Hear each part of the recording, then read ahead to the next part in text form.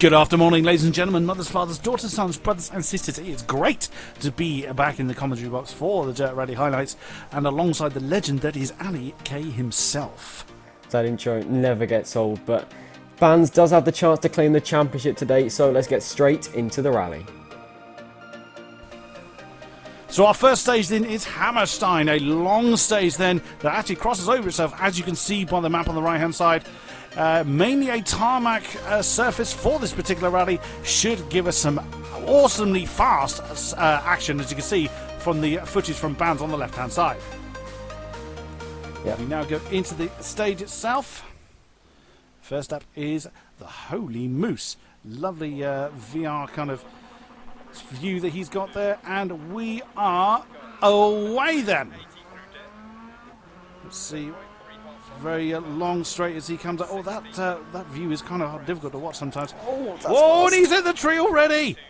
Oh no, it's all gone wrong for the Holy Moose. He's starting in VR, just like Alex is. This is the only, I think this is the second driver we've had use VR for this season, and that must be absolutely terrifying, carrying that much speed into the opening corner. He's not dented his confidence at all as he's launching it into the next corner, putting so much lock into every single corner. And now we've got the man who is currently sat second in the championship, Race Fanatic, tackling the first stage. A pretty undamaged forward for Race Fanatic, an early winner in this rally championship. Can he repeat his early successes in the stage of Germany? Look at the glowing brakes on that Ford, and a spit on the exhauster as well for good measure. Next up, Jason McRae has proven very, very quick in the German stages leading up to now. So incredible running as he's really cutting very, very close to the rocks on the inside. Just one single mistake, as we've already seen, can have very catastrophic consequences. Yeah, with the rocks on the outside, the hay bales, chicanes, all the tight corners, anything can happen in this rally. As Jason McRae, the man who was so rapid in Greece, it's a totally different surface this time round, but I'm sure he will be plenty fast enough to potentially challenge right at the front, as now we have Team AOR driving the tramps, and as he tackles this uphill 90-degree right-hander as he kicks the back end out a little bit with the handbrake, and you can just see how much speed the drivers are carrying through these sections. It's unbelievably fast in this rally, and how blind some of the corners are. And now we have the infamous hay bale chicanes, the improvised chicanes for this rally. And then well, probably the most dangerous thing to all the drivers this stage, the rocks on the inside and the outside. I believe they were to stop tanks going off the road in World War II, so that's what they're going to stop. They're easily going to be stopping a rally car. VBR Swift then in this particular footage just goes to highlight how close these cars are getting to those tank stopping rocks. And again, still sideways as he's going down the hill, heading towards the hay bales, gripping at the very, very last second, sending him into the sharp left-hander. And just to mix up the action, the stage is intermittently intersected, rather, if I can get my words out, with long flowing sections like this and sudden hairpins. We are on board with Addictive Penguin then, over the jump then, still long open section, and then it suddenly throws, and there you go, into an almost blind near hairpin corner. This stage is full of them, and it's really, really trying for the concentration of the drivers again. Oh, so close to the rocks on the inside once again. Yeah, a lot of drivers pushing it very, very close to a lot of the rocks, a lot of the obstacles, as we see Jason McRae absolutely flying through this section. Wow, there appears to be a fighter jet parked off to the left-hand side of the track. Wow, that's a bit of a corner cut, but again, it's probably the quickest way around the track. I mean, these guys are the rally drivers, not myself, and Jason McRae is absolutely flying through this opening stage, and it looks like he's going to be right up there with the fastest times, and you can see just how different some of the surfaces are in this stage. I mean, that was almost 3 90-degree hairpins, and that was after fast flowing sections with plenty of runoff through the fields, as now we've got VBR Hayasa once again with the glowing brake discs. And again, as we enter now into the more wooded section of this particular rally, the surface gets a little bit more loose, so they've gotten more acclimatized to the tarmac, and then you do get a little bit of gravel there. Here we have Jordan McGonigal, again in the more flowing section, heading straight towards the hay bales, and he's lost it. One minor mistake, and he just nosedived straight into the hay bales. That is exactly what we're referring to. Just one small mistake can throw the car completely irrecoverably into a very solid object. I mean, yeah, that's going to be the first crash that we've really seen so far. The drivers tend to not crash so much around here because there's a little bit more margin for error, particularly on sections like this. But Jordan McGonigal showing that there is still plenty of mistakes to be made on this rally, as we see Race Fanatic running a little bit wide onto the grass, and he's the first man to cross the line on stage 1. How is his time going to hold up against the rest of the drivers? We're back with the Holy Moose, who appears to be sitting in the roof of his Ford Focus as he comes into this hairpin. Again, he's slightly overcooked that as he kicks the back end up with the handbrake very nicely. I think it must be so terrifying driving in VR. It's not something that I would want to do on a rally game, as the Holy Moose comes up to the line to finish stage 1. It looks like he had a pretty clean run of it after that little crash we saw early on. The trams in then going through the stages we've already seen. And again, getting the throttle open as early as possible, keeping the car as steady as possible through the open flowing paths, but again, keeping the concentration very, very high. Here we go with a very solid, very sudden, sharp right-hander. Again, so blind. That's where the real challenge of this stage particularly is, as we now switch to Hayasa. Again, coming into that same section, took a bit more speed than we previously saw. Actually getting some air on the apex of that particular corner. Heavy braking into that downhill near hairpin left. Didn't kick the tail out quite so much. Probably lost a bit of momentum heading down to the line, and that is the end of his run for this stage. Yeah, it's nice to see that we have some graphics to compare the times to the rally, or the current rally leaders. We see Jason McRae taking, again, a lot of grass on the inside. I'm used to saying taking curb from F1, but that was a lot of grass on the inside from Jason McRae as he comes into this final corner of stage 1. That is such a tight hairpin. There is not a lot of margin for error as he mounts the rocks on the inside. 2 wheels a little bit round the corner, but how is Jason McRae's time going to hold up to VBR Hayasa? He's 3.5 seconds quicker, and Jason McRae is the fastest man on stage 1 with a 5:51, and what a time that is from Jason, and what a start it is for the rally. I can't pronounce it properly, I do apologise. Verbundsring is a short stage then for stage number 2. So Jason McRae, as you saw, getting the fastest time. That tiny mistake right at the end is probably the only, inverted commas, a major mistake he made in his run. Absolutely flawless. To get 3.5 seconds, pretty impressive. But the field is pretty damn close up to this stage. Bands then, as we see, is leading us away from the start of stage 2. Keeping, as you can hear the instructions, choosing not to have the visual display along the top. Nice and easy to start with, then throws it round to the right, just a touch of grass on the outside, not too much, not losing too much momentum. Oh, again, he got a little bit squirrely, didn't get the nose in quite right on that corner. Oh, he actually gripped it too much there. Had to get back on the throttle a little out of sequence then. Oh, and that nice left-hander was taken well. Nice and flowing. Oh, but again, you just saw one little mistake would have thrown him into the woods. Very nice left-hander there. Yeah, as we see Alex getting in the rocks, that's a little bit overcooked, but he's managed to hold that one pretty nicely. We saw Bands a couple of seconds ago.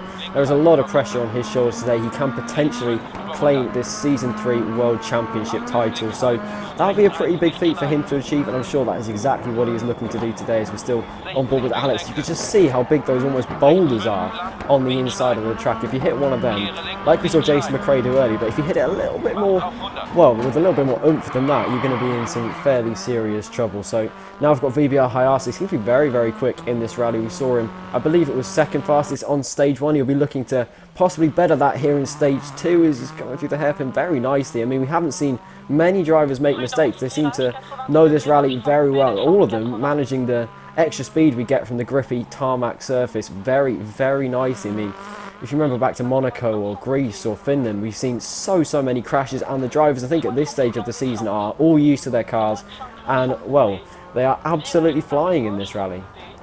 It's a shame that some of the smaller rocks actually look like gravestones, so I actually noticed. Here we have Gerald then, again taking that left-hander very nicely, getting on the gas as early as possible. If you have a delay in that corner, because that straight's fairly long, you will carry that delay quite a long way. Lamarak 79 then. Oh, that's very close to the rocks, and that again is completely unsighted the car. He didn't hit anything, but one minor mistake, and that's going to take him. He's going to take a little while to get back into his rhythm now. Yeah, we've seen Lamarak's, well, extremely aggressive driving style so many times this season. The full lock to full lock with the wheel kind of style, as we've now got Addictive Penguin. That's a lot of speed and a lot of air almost through that corner, but Addictive Penguin almost indeed is now Now we have Bands, who is, well, he's not looking quite as fast as we've seen him a couple of other times, but still, you can't really fault the championship leader. He's been almost flawless. He doesn't need to be that fast. All he needs to do is not make mistakes. We know how fast he is. We've seen it so many times this season, with second in Monte Carlo, with first in Sweden, and he is the first man to cross the line on stage 2. How is his time going to hold up against the rest of the field? We've seen Jason McRae, the man who was fastest on stage 1. What is it going to be on stage 2 for the VBR Esports driver? Up to the line, Bandset at 3:21, and Jason is 3.7 seconds faster. So again, Jason has provisionally the fastest stage time, but can VBR Hayasa do anything about that? He was second on stage 1. Where's he going to be on stage 2? Indeed, there's the graphic that is going to compare the two French drivers. Over the crest then, down towards the line is going to be 0.8 up on Jason McRae. What a recovery there at the end to take the fastest of that stage. Very nice. Here we come then into the same stage, but reverse and in the wet, as you can see from the footage from Race Fanatic. So not only have the drivers got to rethink how they approach the circuit, but now with the added moisture, and quite a lot of it, as you can see, that really is going to have to make, they are going to have to really think about this. Starting with VBR Swift then, the rain is absolutely chucking it down, but they still attack with as much as they have got then. Up the hill then, and towards that, what now? Shove right hand, oh my goodness me. I've seen the footage, and it still makes me jump just how close the drivers get to the rocks on the left-hand side. Again, there's a little gravestone like rocks I was talking about. So Swift getting a very nice start then onto this stage 3, using the grass to pull the car around to the right, not quite doing so with the left-hand side, and throwing the car into that sharp left-hander. Very nice indeed, as we now have Race Fanatic almost getting the cameraman himself. Oh, he doesn't look as settled coming through this section. Here's that small right-left section. Again, he's not taking those corners as smoothly as he would probably like. And again, once you can make one mistake, you can really upset your rhythm further down the road. Yeah, and the Holy Moose looks like he's really struggling for visibility in this cockpit camera. You can see how much rain there is on the windscreen, how treacherous these conditions are for the drivers. There is so little grip out on the track. It's so different to the conditions that they experienced in stage 1 and 2. It'll be a bit of a learning curve on this stage, and this section in particular looks incredibly treacherous. You put a wheel on the grass, that's essentially U-rounds. We saw a very impressive save from Swift earlier on. You can see the drivers really relying on the four-wheel drive systems here, just absolutely throwing the cars into the corners, and then they just grip up as Jason McRae is going off-roading on the exit. That's going to really hamper his run on this straight as he takes out a bollard for good measure as well. That's well, we saw him make a minor mistake earlier, but that seemed like a fairly major mistake to me. And that straight being exactly what I was referring to when we were going through the stage the other way around. He carried that mistake all the way down that straight, and it's a fairly long way to carry it. Back with Race Fanatic then. So he glides lovely around the left-right corners as they now are. And we actually lose him in the spray. So then you see a little bit of damage on Race Fanatic's car, as he's clearly had an argument or something. Back with Lamorak 79 coming through the same section, hugging those rocks on the left-hand side. You can actually get a little bit lost on where the road's supposed to be unless you're really paying attention to the cues that you're getting. It can actually be quite easy to take literally the wrong way. As we see him bouncing over. Oh, and that's gone too deep in that corner. Just saves it from the rocks on the outside. Oh, very, very close for Lamorak, as now we have VBR Hayase. He was the fastest on stage 2, he was the second fastest on stage 1, and he's now off-roading through that corner. He's avoiding all of the rocks though, and it looks like he's managed to carry just about enough momentum through this last few corners of stage 3. Race Fanatic set at 3:16, and VBR Hayase is 0.4 of a second faster than the Finn. So an impressive time from Hayase. He seems to be very, very quick on this rally in general, but another man who's very, very quick on this rally, Jason McRae, was fastest on stage 1. He was also lightning quick on stage 2, but this time it was VBR Hayase who was faster. Is Jason going to be able to pull one back on stage 3 as he's round the final corner and up to the line? He's 2 seconds slower than his VBR Esports teammate, so he's lost a little bit of time there, but it was actually Bands who was fastest on that stage. But that's not going to make a difference, as we still have the two VBR Esports drivers running 1-2, with Jason McRae ahead of VBR Hayase by only 0.4 of a second, which is incredibly close when you consider the distances covered by these drivers. Then we've got Jared in third, Epileptic Toast and Addictive Penguin separated by 1/10 in fourth and fifth. with Race Fanatic and Bands, the two Finns, running 1 and 2 in the championship, with Bands leading and then Race Fanatic in second, well, separated by less than a second. So it's incredibly close throughout the field, with VBR Swift, the Holy Moose and Lamarat rounding out the top 10. RC Wolsight and Alex Okur are the last people in the top 12. And then we have Nico a little way down the order in 13th, with Jordan McGonigal just over a second behind him. Then Nitramsen only 0.4 of a second behind Jordan McGonigal. And then Tiger Kart is significantly off the pace, with TRL Axeman unfortunately retiring in the first half of the rally, with Ed Winsamo unable to make the start. The top 7 separated by not even 5.5 seconds. That is how tight this field is. We move into the next stage. Is Flugzering. Is another short stage that again crosses over itself. As you can see, crosses over itself a couple of times. Back into the dry, and we will see how quickly then the drivers go through it. As you can see, the footage from Epileptic Toast there.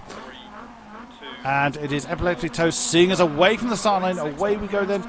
Long flowing section to start with very quickly. It's a long flowing section very quickly. That's a great use of English. Straight into a hard left-hander. Those deadly hay bales on the right-hand side. And then a hairpin right coming straight up. It's going to be very, very blind. And there it is. You cannot see the apex until such time as you are right on top of it. Very beautifully handled there by the Canadian driver. Slight twitch there that almost threw him onto the outside of the course, as we now head into Bands' footage. Remember, Bands was 7th, but only 5.5 seconds off the lead at this stage then. Yep. Beautifully mastering that Citroen, as he's, again, there's that aircraft again. Coming through the stages. Oh, lovely gliding slide around those particular turns. And again, lovely helicam shot here, showing as he's gotten up to speed very, very well. And now he's going to be coming up to quite a significant right-hander. Oh, and he's overcooked it very slightly, but held it beautifully then. And onto Nitramsen then. His windscreen has clearly had a bit of an argument with something, and you can see how fast that section is. That was maxing out 6th gear the whole way before coming into a 90-degree right first gear corner even, and then followed by another hairpin. That is just how difficult this rally is. And we were on board with Bands a couple of seconds ago. He doesn't need to win this rally, but he appears to be throwing caution to the wind and absolutely going for it. He still has a chance of the rally victory. I mean, he's in 7th place, but the gap between the top drivers in this rally is so small. So you now have VBR Hayashi, who was fastest on stage 2. He was 2nd fastest on stage 1. He was also pretty nifty on stage 3 as well. How's he going to fare on stage 4? And you can see how fast this section is. It's just a long straight, and then kicking the back end out beautifully with a wonderfully controlled slide. And VBR Hayashi is well on his way to another very fast stage. We can see a hot air balloon in the background, which is a nice distraction for the drivers. But then into this hairpin once again, kicking the back end out very nicely, gripping up on the exit and then up the line. It looks like it's another very competitive time from VBR Hayashi. And then we have Bands. How's he fared on this stage? Is he going to be able to get himself up the standings a little bit more as we come into this 90-degree hairpin left up to the line? What is it going to be for Bands? Hayashi was a 2:27.4, and Bands is only 0.2 of a second away from that. Agonisingly close for the championship leader to taking home the fastest stage on stage 4. Then Epileptic Toast, who I think is probably the best name in the championship. How is he going to fare against VBR Hayashi's 2:37 as he comes round into the final corner, dropping it down into first gear, getting close to the cameraman on the inside, up to the line. What is it going to be for the Canadian, the team lamppost driver? What is it going to be? He's 0.6 faster, and Epileptic Toast is the fastest man on stage 4. Unbelievably close timings. So then we move into the night stage, and it is the same track, Flugzering in reverse.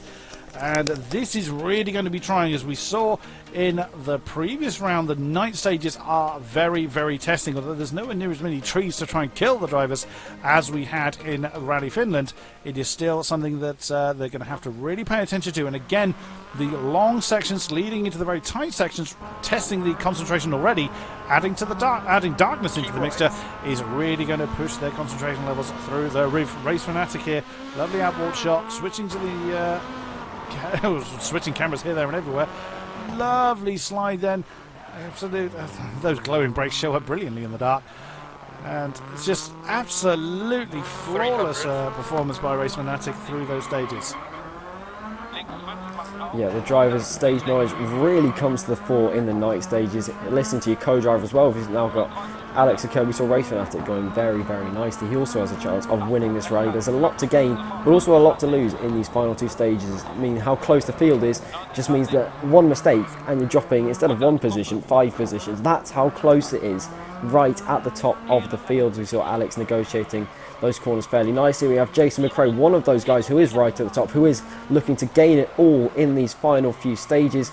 That's very, very nicely done, and you can just see how challenging these night stages are. The road is actually fairly wide at points here in Germany, so there's a little bit more margin for error than we saw in Greece and Finland and Monte Carlo, but it's still, as I said, one mistake is going to be very, very costly for all the drivers here, as you see Race Fanatic carrying so much speed and then relying so much on those glowing brake discs there through this crowd section up to the line. What's it going to be for Race Fanatic? It's a fairly short stage we've got here, so again, not a lot of time to be gained by most drivers, but one mistake, you've dropped so many positions. And Addictive Penguin, how's he going to fare against Race Fanatic's time as he comes through what I assume are these final few corners? Addictive Penguin doesn't have the heads-up display that everyone else does, and there's no kind of stage map almost on the left-hand side. So again, though, Addictive Penguin looking pretty strong early on. All of these drivers negotiating this course, you've got to say, really quite well. I mean, none of them have had, well, I say none of them, we've seen very few major incidents like we've seen in other rallies. But what can Jason McRae do? We've seen him be so quick early on. He was fastest on stage 1. Is he going to be fastest again on stage 5? Race Fanatic set at 2:46.3. What's it going to be for Jason McRae as he comes up to the line? It is 2.8 seconds faster, so provisionally Jason McRae is the fastest man on stage 5. VBR Swift then, as we switch to, I love the way that the 4 light headlights remind me very much of the old Lancia Stratos. That's exactly what that makes me think of. So coming through the final few turns then for the Ford, and we'll see how he fares. Now the time that Jason McRae set there, although it's only 2.8 seconds quicker than the previous time that was set, is still one of the biggest gaps that we've seen so far in this rally. So that just again highlights just how close that this particular rally is.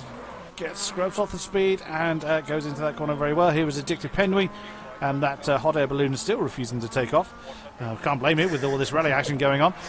And again, doesn't quite get the bite on that right-hander that he possibly wanted, but heading down towards the line, and it's 2.2 down on Jason McRae, who finishes on top of stage 5 as we move into the final stage here at Rally Germany. It is the Rushberg. Again, it's still the same level of night, and it's a long stage. As you can see, quite a few crossovers here. So we will see how the drivers fare this time around, and it is, who's leading us away from the line? It is, we don't have a name. Oh, it's Bands. It is championship leader Bands then leading away on this final stage then. Oh goodness me, so close to the rocks on the outside, but didn't really have enough pace to kick the tail out to try and turn the car any quicker. So that is how he handled that. Lovely sliding right-hander there. And getting on the speed then to see how he progresses. And a few bumps that can unsettle the car at exactly the wrong moment. Again, beautifully handled left and left again. And away he goes then. Yeah, as we have Epileptic Toes tackling these same few corners Bands, this could be potentially the stage that wins him the championship. So a lot of pressure, well, I say a lot of pressure on his shoulders coming into this one. And still, I can't quite understand this kind of offset bonnet cam. It seems like such a strange view to drive in, but I mean, Epileptic Toast seems to like it, so each to their own.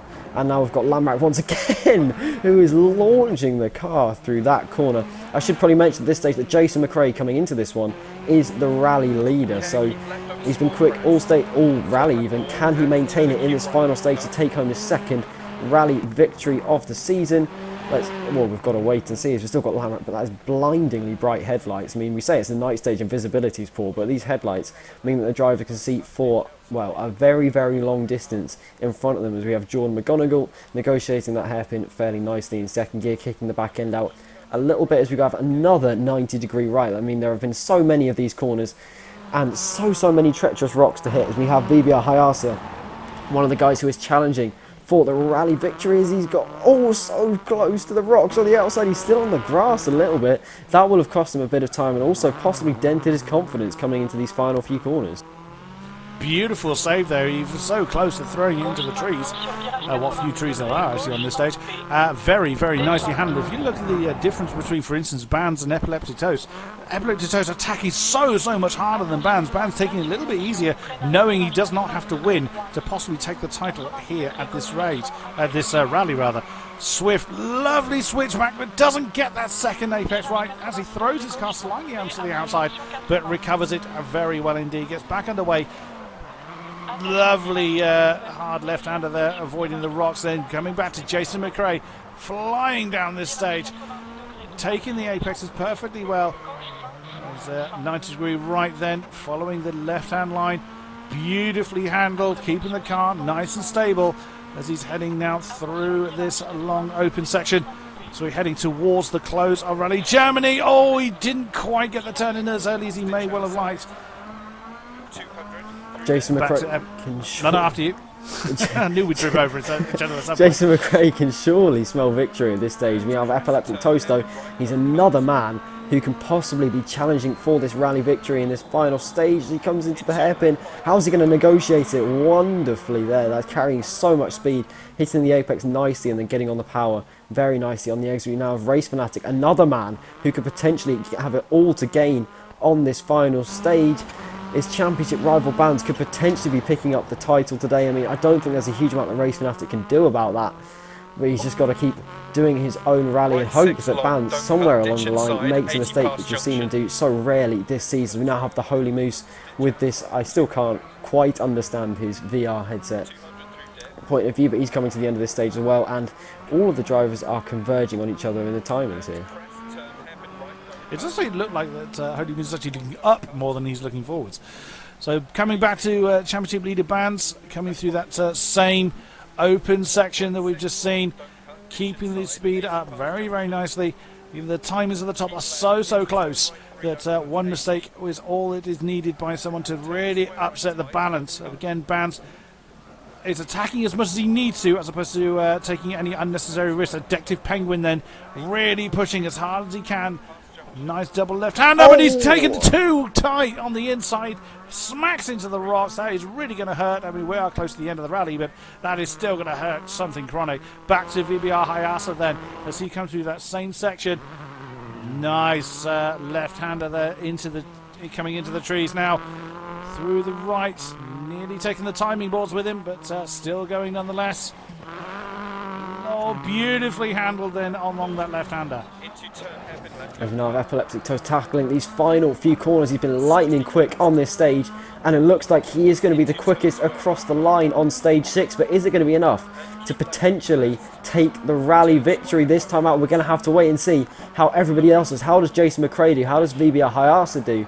Well, Epileptic Toast can't influence any of that. He crosses the line. He is indeed the fastest on stage 6. Can anybody else beat that time? Can anybody else stop him from winning the rally? Jason McRae appears to be the one who's likely going to win if he can hold it together through these final few corners. Epileptic Toast at a 5.54. That's very wide through the final corner from Jason McRae. Up to the line, he bleeds 2 seconds, well, just under 2 seconds to the Canadian. Is that going to be enough for him to take the rally victory? Can Race Fanatic have a say on the final standings right at the top as he comes to the end of stage 6, the final few corners of round 5 of this 6-round championship? Epileptic Toast time is still the one to beat as Race Fanatic comes up to the lines 5 seconds down.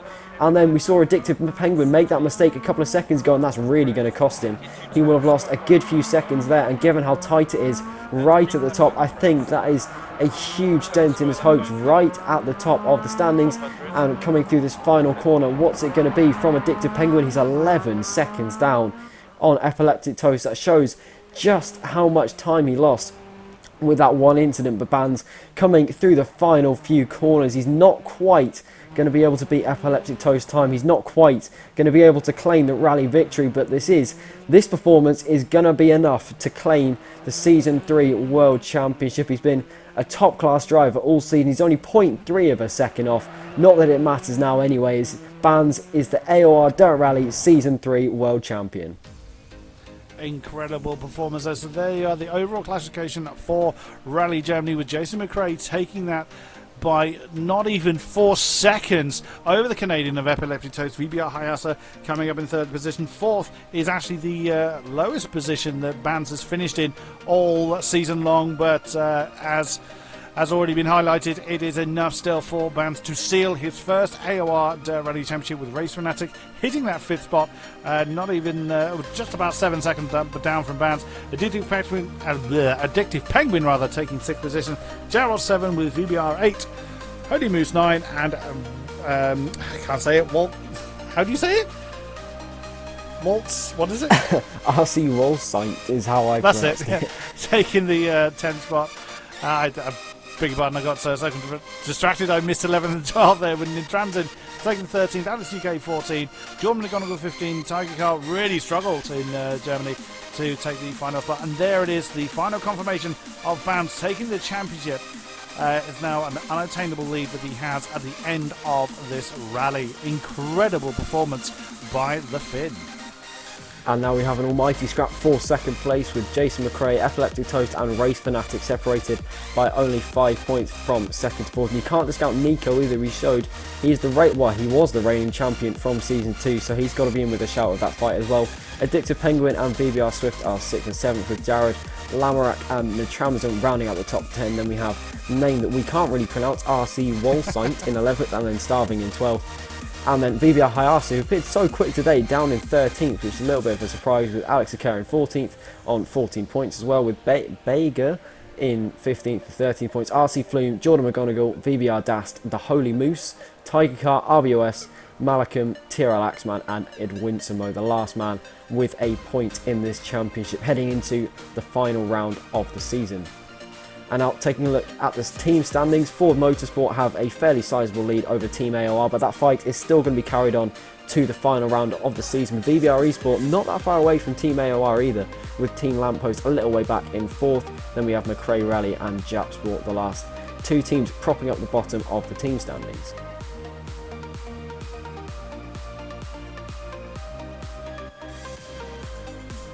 And the pro classification then after this round, as you can see, again I apologise for my pronunciation here, Sisuvioma 10 taking the championship forwards then with a 14-point lead over Malcolm. Flex in 3rd, Jamie 995 4th, VBR Hayase in 5th, Bigu in 6th. Again, this is one I'm going to struggle with. Ben Kiwi 85 in 7th, with RC Flume 8, Impact, Caliban 9 and Stimpy rounding out the top 10 then. Not a great deal of time between each respective position, although the top man having 10 seconds of a lead over the rest. Starving in 11, VBR Dash 12, and there is the point standings then after this particular round as well.